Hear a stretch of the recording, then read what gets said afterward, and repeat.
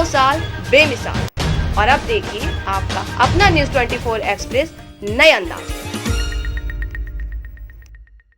नमस्कार, आप देख रहे हैं न्यूज़ 24 एक्सप्रेस और मैं हूं नेहा परिहार आपके साथ। आइए रुक करते हैं आज की मुख्य खबरों की ओर।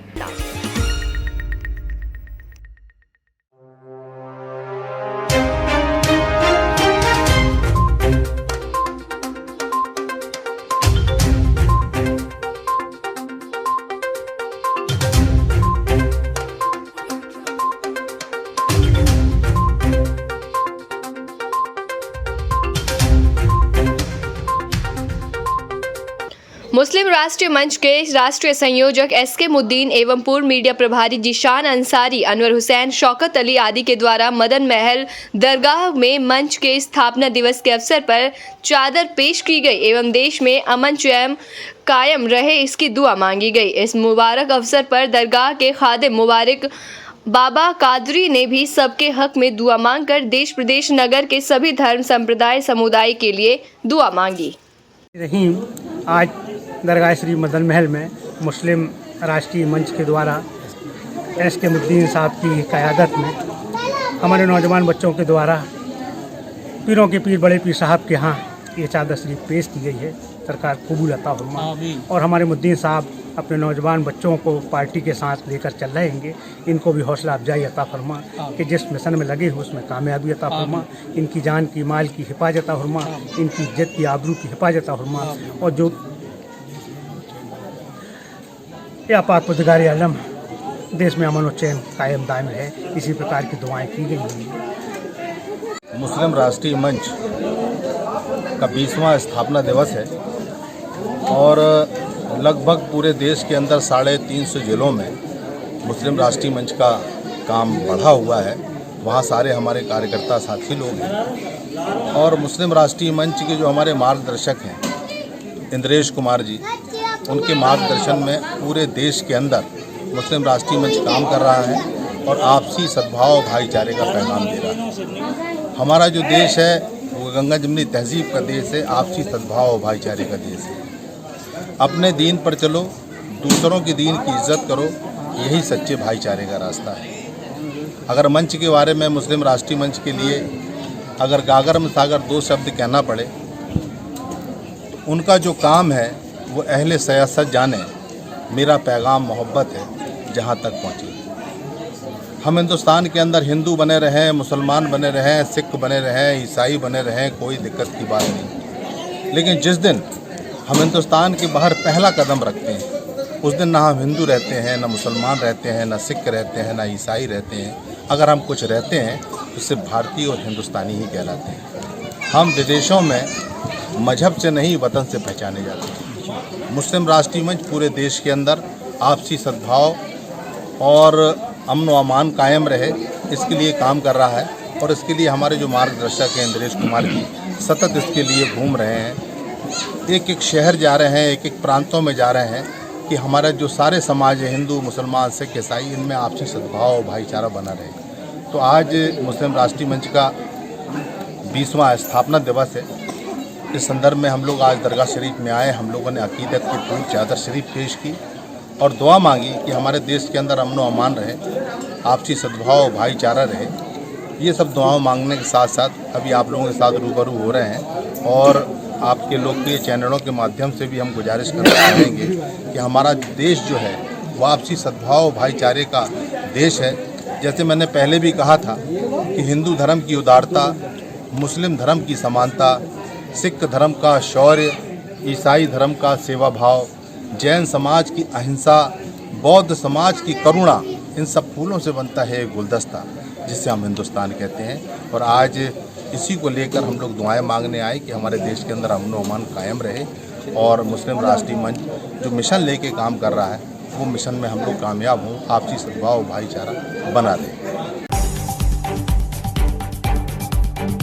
वहीं भिंड पंचायत चुनाव के दौरान अवैध शराब तस्करों पर कार्रवाई करते हुए गोरमी पुलिस ने क्षेत्र के कुंदनपुरा गांव से बड़ी मात्रा में अवैध शराब तस्करी कर रहे 2 आरोपियों को गिरफ्तार किया है। मामले में जानकारी देते हुए भिंड एसपी शैलेंद्र सिंह चौहान ने बताया कि मुखबिर की सूचना के आधार पर गोरमी थाना प्रभारी सुरेश शर्मा द्वारा कुंदन सिंहपुरा गाँव में दबिश दी गई, जहां 2 आरोपी गिरफ्तार किए गए। पुलिस ने बताया कि पकड़े गए व्यक्ति सोनारपुरा एवं कुंदनपुरा के रहने वाले हैं। यहां कुंदनपुरा गांव में आरोपियों की मकान की तलाशी लेने पर पुलिस ने यहां 450 लीटर शराब बनाने का केमिकल सहित शराब पैक करने की मशीन, खाली क्वार्टर सहित 3 पेटी देसी मदिरा एवं 4 पेटी प्लेन शराब, एक बोलेरो वाहन बरामद किए गए हैं और साथ ही माल की कुल कीमत 21 लाख रुपए बताई गई है। ने इस पर पिछली बार कार्रवाई करी थी संबंधित थाने में, तो अच्छी कार्रवाई हुई थी। तो उसके बारे में जब जनता को जानकारी मिली तो इसके बाद हम लोग को फिर पुनः इसके संबंध में सूचना प्राप्त हुई कि एक दूसरी जगह पर भी इसी तरह से एक फैक्ट्री जो है वो संचालित की जा रही है। तो इसमें जब पुलिस को सूचना मिली, पुलिस ने इसमें विधिवत रूप से जब वहाँ पर दबिश की तो वहाँ से पुलिस को 2 व्यक्ति उन्होंने गिरफ्तार किया और साथ में अवैध शराब बनाने का जो सामान है वो जब्त किया। इस पूरे सामान में पुलिस को करीब 450 लीटर जो है वो ओपी शराब प्राप्त हुई। 7 पेटी बनी बनाई उनको प्लेन व मसाला शराब, और उसके अलावा करीब 20,000 खाली क्वार्टर के जो नग थे वो इतने ही करीब उनको ढक्कन और रैपर और होलोग्राम स्टिकर ये सब प्राप्त मिले। साथ ही साथ जो ये अवैध शराब को बेचने के लिए और सभी जगह लेने के लिए, डिलीवरी के लिए जो एक बोलेरो और एक मारुति ओमनी, ये पुलिस को वहाँ मौके पर मिली और कुल कीमत करीब पूरे मशरूके की 21 लाख की जो पुलिस ने जब्त की। लेकिन जो वहाँ पे मेन आरोपी था जिसका संबंध बाद में पता चला, जो ये यहाँ पे सप्लाई करता था, तो वो आरोपी मौके से फरार हो गया। अभी उसकी हम लोग पता लगा रहे हैं और साथ में जो जहाँ से ये मेनली ओपी और ये सारा माल मटेरियल सप्लाई होता है तो उनका पता लगा के उनका भी कार्रवाई का हम लोग प्रयास। इन आरोपियों पे क्या कार्रवाई की जा रही है? इन आरोपियों पे अभी हम लोगों ने प्रथम दृष्टया 34(2) और 49 का अपराध आबकारी अधिनियम के अंतर्गत पंजीबद्ध किया है और इनकी गिरफ्तारी की गई है। और जो आरोपी अभी फरार है और उसके बाद में जो अन्य आरोपियों की यदि जानकारी मिलती है तो उनके ऊपर भी हम लोग यही कार्रवाई करेंगे। पहले तो अगली खबर भागलपुर से है, जहां मकर संक्रांति के अवसर पर भागलपुर के कतरनी चूड़ा का स्वाद इस वर्ष भी श्री प्रधानमंत्री महामहिम राष्ट्रपति समेत देश के कई गणमान्य चखेंगे। 10 जनवरी तक दिल्ली के बिहार भवन में सभी गणमान्य को 200 विशिष्ट लोगों के लिए 1 किलो का 200 पैकेट कतरनी चूड़ा भेजा जाएगा। मकर संक्रांति पर भागलपुर की कतरनी चूड़ा बिहार का पसंदीदा सौगात माना जाता है और साथ ही देश भर में कई लोग भागलपुरी कतरनी चूड़ा का स्वाद चखते हैं। लेकिन इस तरह से भागलपुर का कतरनी चूड़ा प्रसिद्ध है, इसे भी GI टैग मिलने की आवश्यकता है। खाद्य सुरक्षा आयोग के बिहार प्रदेश अध्यक्ष विद्यानंद विकल ने कहा कि भागलपुर के कतरनी चूड़ा को भी GI टैग जल्द ही मिल जाएगा, मुख्यमंत्री जी के नजर में है। आ गई है बिहार भवन से, तो जैसे ही परंपरा रही है बिहार भवन हम लोग भेजते हैं, जो माननीय मुख्यमंत्री जी का निर्देश है। यहाँ का जर्दालू आम और कतरनी चूड़ा तो वो हम लोग बिहार भवन भेजेंगे और वहाँ से फिर जो रेजिडेंट कमिश्नर मैडम का ऑफिस है वहाँ से फिर विभिन्न गणमान्य व्यक्तियों को वो भेजा जाता है। कब तक भेजा जाना है? ये मेरे ख्याल से 10 तारीख तक दिल्ली पहुँच जाएगा। भागलपुर से जाता भी मकर संक्रांति का अवसर है, अभी फिर राजभवन भेजा जाएगा 10 तारीख तक। उसे भी GI टैग मिलने की जरूरत है सर। देखिए, हमको लग रहा है कि जब मखान को मिल गया ना तो कतरनी चूड़ा का भी जो है आगे चल के मिल ही जाएगा। हमारे यहाँ अजब किस्म का सब उत्पादन है।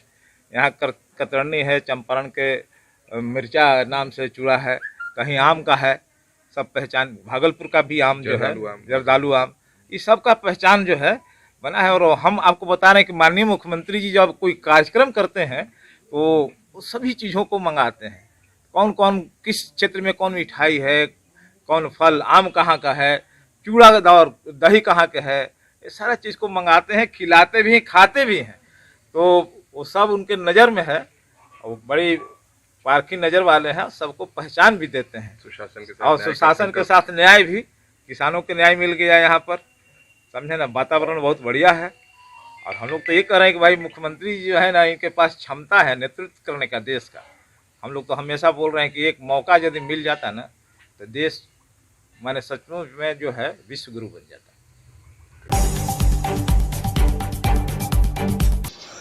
बीरमराजपुर निर्वाचन क्षेत्र विकास समिति की समीक्षा बैठक में माननीय मंत्री वाणिज्य परिवहन एवं योजना समन्वय मंत्री एवं बीरमहराजपुर विधायक श्री पद्मनाभ बेहरा की अध्यक्षता में जिलाधिकारी के सम्मेलन कक्ष में हुई। क्षेत्र में विभिन्न विभागों द्वारा चलाए जा रहे जन कल्याण और उत्थान गतिविधियों की समीक्षा की गई। उन्होंने आम लोगों को भी इस महान कार्य को करने के लिए प्रोत्साहित किया। साथ ही एक चीज जो आप और अन्य लोग कर सकते हैं वो है दबाव बनाए रखना। सरकार के लिए कुछ कठिन फैसले होने जा रहे हैं। उन्होंने आम लोगों को भी इस महान कार्य को हल करने में भाग लेने के लिए प्रोत्साहित किया। एक चीज जो आप और अन्य लोग कर सकते हैं वो है दबाव बनाए रखना। सरकार के लिए कुछ कठिन निर्णय लेने जा रहे हैं। उन्होंने बैठक का निर्देश दिया। बिजली, शिक्षा, स्वास्थ्य, कृषि, सिंचाई, परिवहन, सामाजिक सुरक्षा, कृषि, बागवानी, मत्स्य पालन और पशुपालन, जल छाया परियोजना विभाग, वन विभाग, वानिकी और विभिन्न अन्य परियोजनाओं सहित लागू किया जाना है। योजना का कार्यान्वयन जिले में मौजूदा धान खरीद बिक्री के चालू एवं व्यवस्थित क्रियान्वयन के साथ साथ विभागीय अधिकारियों को आवश्यक सामग्री बरतने की सलाह भी दी गई है। झाबुआ जिले के पेटलावद तहसील अंतर्गत आने वाले झकनावदा चौकी क्षेत्र में पेटलावद रायगढ़ मार्ग पर 2 पहिया 4 पहिया वाहनों को थाना रायपुरिया व चौकी झकनवादा पुलिस स्टाफ द्वारा वाहनों को रोककर गाड़ी के जरूरी दस्तावेजों की जांच की एवं साथ ही वाहन चालकों के लाइसेंस भी जांचे गए एवं जिन वाहन चालकों के दस्तावेजों में कमी पाई गई उन पर चालानी कार्रवाई भी की गई। इस अवसर पर रायपुरिया थाना एसआई अजीत सिंह, झकनावदा चौकी एसआई उमेश पुरोहित, आरक्षक दुर्गेश जुले, महिला प्रधान आरक्षक निर्मला मेड़ा उपस्थित थे। चला तो इधर से उधर लोग बाग दारू लेके या गाड़ी लेके दूसरी चोरी की गाड़ी लेके यही आते हैं।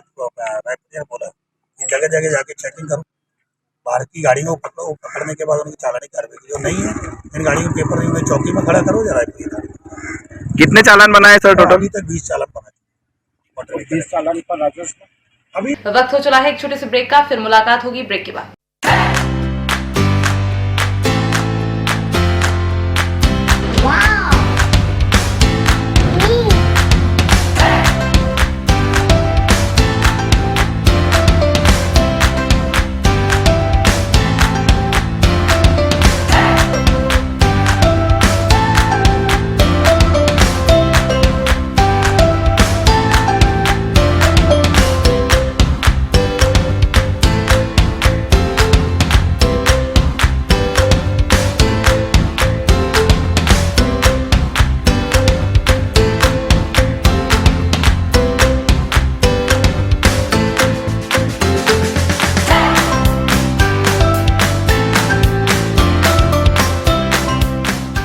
ब्रेक के बाद एक बार फिर आप सभी का स्वागत है। आइए बढ़ते हैं अगली खबर की ओर।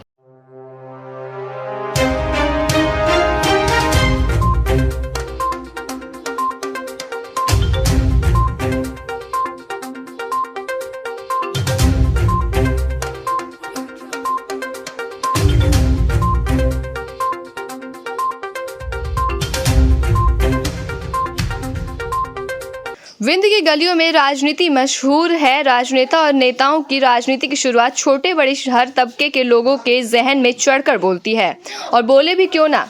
जब बात विंध्य के नेताओं की हो, भला वहां बात ना उठाएं, ऐसा हो भी कैसे सकता है। भोपाल की विधानसभा की सियासत में सीधी जिले के लोगों में चर्चा का विषय बना हुआ है। जी हां, पूर्व के दिनों में विधानसभा के प्रश्नकाल के दौरान कांग्रेस के दिग्गज नेता द्वारा कांग्रेस के पूर्व मंत्री और वर्तमान विधायक को बातों ही बातों में बच्चा कह दिया गया। वहीं भाजपा ने इस बात पर चुटकी ले डाली और सीधी विधायक की माने तो विधानसभा में जिन बातों का जवाब हो चुका हो वो बात निर्णित हो चुकी। कांग्रेस विधायक द्वारा बच्चों की तरह कूद कर हरकत की जा रही थी, जिस पर कांग्रेस पार्टी के वरिष्ठ विधायक ने बच्चा उनको बोला। बाद में चर्चा के दौरान तय किया कि आज से ये बालक विधायक है। उनकी इस बचकानी हरकत से अब बच्चा विधायक मान लिया गया। तो वहीं इस बात पे अजय सिंह की माने तो ये गलत बात है और इस तरह किसी विधायक को नहीं कहना चाहिए, कहकर किनारा कर दिया। विधानसभा में एक बच्चा शब्द आया है, बच्चा कमलेश्वर पटेल जी को बच्चा कहा गया है, इसको लेके बीजेपी बहुत गलत बात है। इस तरह से किसी नेता को कहा जाएगा। उनको बच्चा शब्द से संबोधित किया गया है, इसमें आपका क्या कहना है? विधानसभा में जिन बातों का जवाब हो चुका था, जो बातें निर्णीत हो चुकी थी, उन पे भी वो उचक उचक करके बार बार बोल रहे थे। और एक होशियार नेता की तरह उनको बार बार विद्वान विधायक कहते शिवराज सिंह जी उनकी बातों का जवाब भी दे रहे थे। लेकिन कांग्रेस के ही वरिष्ठ विधायक सज्जन सिंह जी वर्मा ने बात को भांप दिया और उन्होंने कहा कि माननीय मुख्यमंत्री जी मुद्दे पे आ जाए, या जो आप बात कह रहे हैं उसको पूरा कर दीजिए। ये बच्चे हैं, बच्चे विधायक हैं। तो भाजपा की ओर से उन्हें बच्चा विधायक नहीं कहा गया, कांग्रेस के ही वरिष्ठ सदस्यों को बच्चा विधायक कहा। बाद में चर्चा के दौरान ये तय कर लिया गया कि आज से ये बालक विधायक हैं, बच्चा विधायक है। तो ये सामान्य बात थी, वहाँ सामान्य चर्चा के दौरान बात कही गई।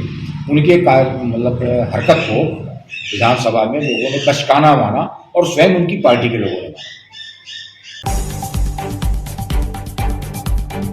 तो खबर उन्नाव से है, जहां आज जीएसटी काउंसलिंग की लखनऊ में हुई 45वीं बैठक में भट्टे में निर्मित लाल ईंटों पर टैक्स की दर बढ़ाने के विरोध में आज सैकड़ों ईंट भट्टा निर्माताओं ने जिलाधिकारी कार्यालय पहुंचकर विरोध प्रदर्शन किया और जिलाधिकारी को ज्ञापन सौंपा। प्रदर्शन कर रहे भट्टा मालिकों ने कहा कि जीएसटी काउंसलिंग की 45वीं बैठक में भट्टों में निर्मित लाल ईंटों पर टैक्स की दर में बिना आईटीसी क्लेम में 1% से बढ़कर 6% तथा आईटीसी क्लेम करने पर टैक्स की दर 5% से बढ़ाकर 12% किए जाने का प्रस्ताव 1 अप्रैल 2022 से पारित किया गया है। ईंटों पर 2 प्रकार के व्यवहारिक एवं अनुचित टैक्स की दर में वृद्धि प्रस्ताव को वापस किए जाने के औचित्य पर सरकार को भली प्रकार ज्ञात है कि ईंट भट्टा एवं ग्रामीण कुटीर सीजनल एवं एक व्यवसाय पूरी तरह चौपट और घाटे में है। वहीं दूसरी ओर जनसाधारण का भी कामकाज पूरी तरीके से प्रभावित होने के कारण वित्तीय स्थिति खराब हो गई है। धरना है, क्या मांगे हैं सरकार से? ये भट्टा व्यवसायों का धरना है और ये जीएसटी में अत्यधिक जो बढ़ोतरी की गई है उसके संबंध में है। हम लोगों को जो अन्य व्यापारियों को 40 लाख तक का कर मुक्त रखा गया है, हम लोगों को 20 लाख किया गया है। कंपोजिशन में हम लोगों को अभी तक 1% था, अब बढ़ा करके 6% कर दिया है। वापसी में जो हमारा 5% था वो 12% कर दिया गया है। ये 600 गुना की बढ़ोतरी, 240 गुना की बढ़ोतरी, ये हम लोग झेल नहीं पा रहे हैं और शायद हमारी समझ में जनता भी इसको स्वीकार नहीं कर पाएगी। जब हम लोग जनता से मांगेंगे इतना टैक्स, क्या संभव दे पाएगा? क्या गरीबों के घर बन पाएंगे? क्या प्रधानमंत्री जी की योजना 2022 में सबका घर हो अपना क्या सफल हो पाएगा? इसलिए हम लोग लगातार ये अपनी मांग रख रहे हैं कि इसको वापस लिया जाए। और कोविड से अभी हम लोग उबर नहीं पाए हैं, इसलिए हमको 2 साल का समय दिया जाए, कर मुक्त रखा जाए। बस यही हमारी मांग है। आज यहाँ पे किस अधिकारी को ज्ञापन? डीएम साहब को देना था, लेकिन पता लगा है डीएम साहब ने सिटी मजिस्ट्रेट महोदया को जो है सौंपा है कार्य, वो मौके पर है नहीं।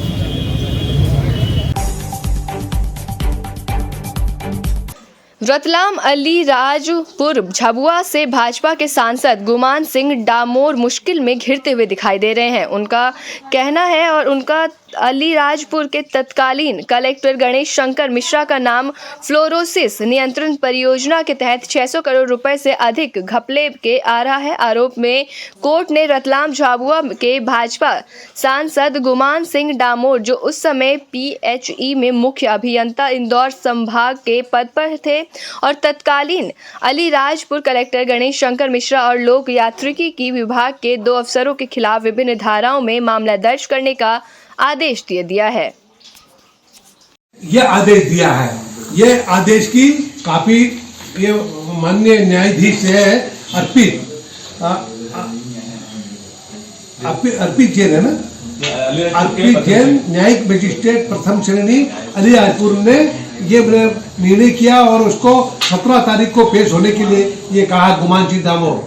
ये बना जनप्रतिनिधि का इस तरह से बना भ्रष्ट जनप्रतिनिधि है, तो उसने लूटने का काम किया, तो न्यायालय ने उसको तलब किया है। निश्चित ही उस दिन माननीय न्यायालय उसको सजा अवश्य देगी, ये हमें महसूस हो रहा है। महू के पत्रकार धर्मेंद्र शुक्ला द्वारा 2 वर्ष पहले परिवार पत्र न्यायालय में न्यायिक दंडाधिकारी मजिस्ट्रेट महोदय अलीराजपुर के न्यायालय में दर्ज की गई थी और कोरोना के कारण 2 वर्ष तक इस प्रकरण में कोई कार्रवाई रुकी रही।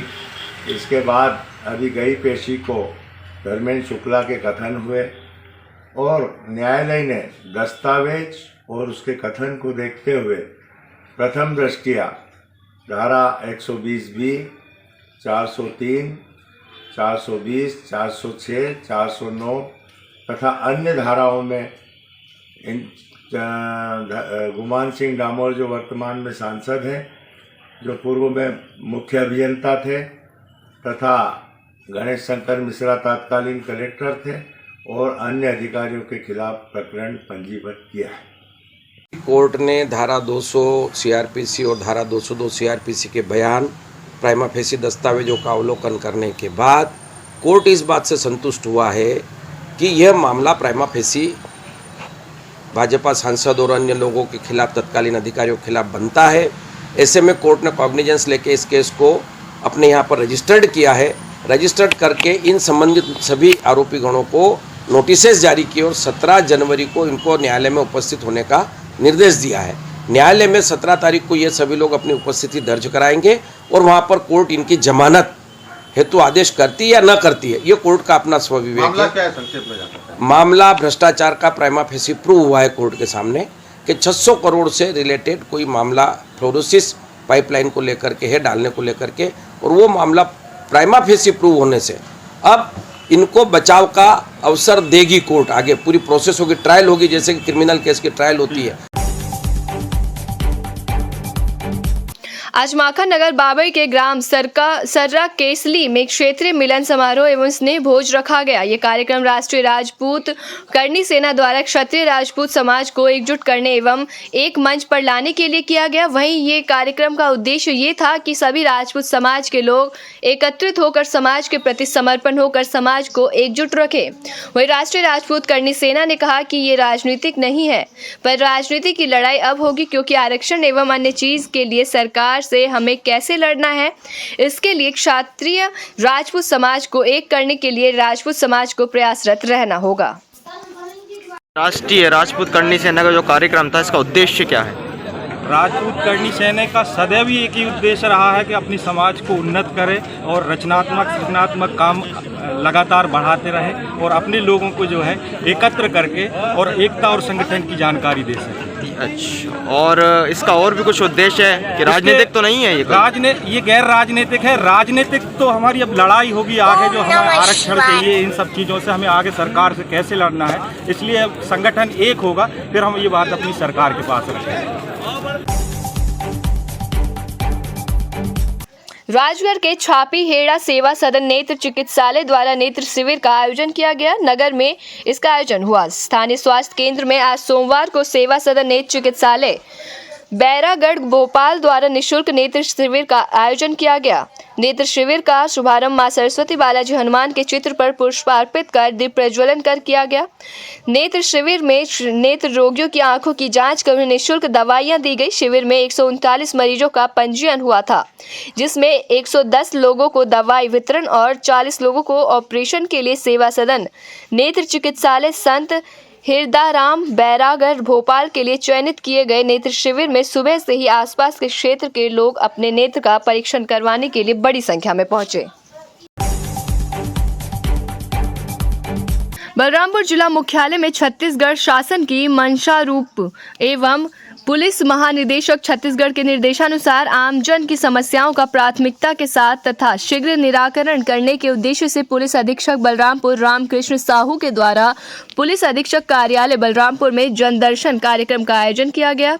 प्राप्त आवेदनों की सुनवाई करते हुए पुलिस अधीक्षक बलरामपुर द्वारा आवेदनों के आधार पर संबंधित थाना प्रभारी एसडीओपी को फोन के माध्यम से बात कर आवेदन पर शीघ्र विधिनुरूप कार्रवाई करने के लिए निर्देश दिया गया। जनदर्शन कार्यक्रम के दौरान पुलिस अधीक्षक बलरामपुर द्वारा प्रार्थिया श्रीमती मधु मंजरी पति स्वर्गीय सुशील तुर्की आरक्षक क्रमांक 134 जिला जशपुर निवासी ग्राम आस्था के समेत कई लोग उपस्थित रहे।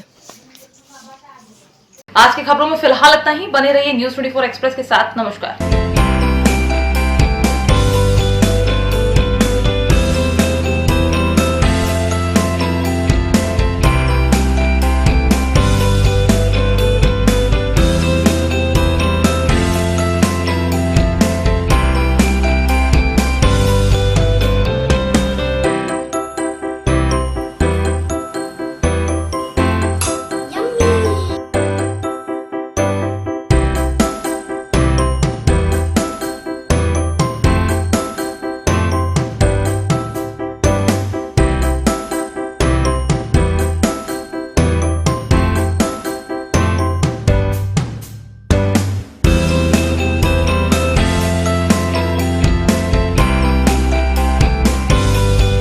एक्सप्रेस के 2 साल बेमिसाल। और अब देखिए आपका अपना न्यूज़ 24 एक्सप्रेस नए अंदाज।